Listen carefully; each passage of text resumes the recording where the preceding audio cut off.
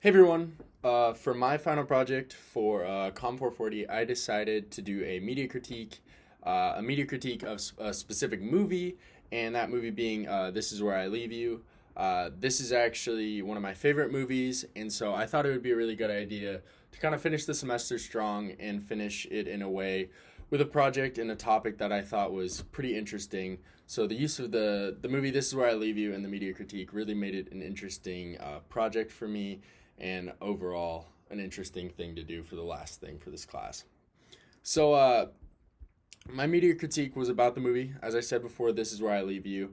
In the critique, I used a lot of different communications concepts and interpersonal communication concepts and theories to help the critique, and I looked at the movie and critiqued it through the lens of relational communications.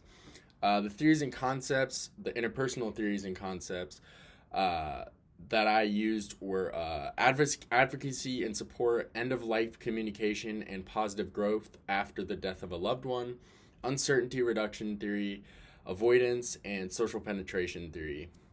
And all of these concepts applied to the movie help explain how the concepts are not only used in the movie and can be seen in the movie, but also how the communication concepts and theories can be applied to the movie to help better the communication in the movie.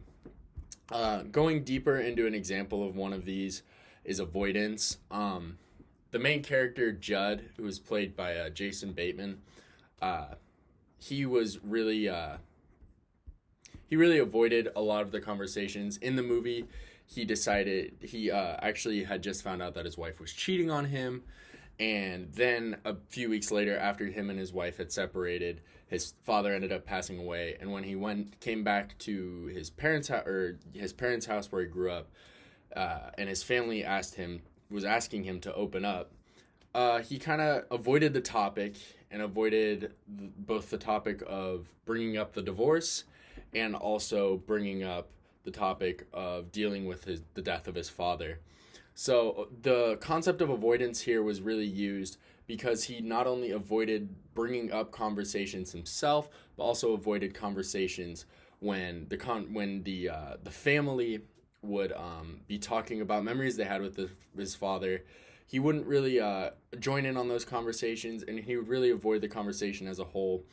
And the concept of avoidance could really be shown there through that. And if he had really taking the time to open up, maybe the less thought of avoidance would made the process of healing from his father's death easier.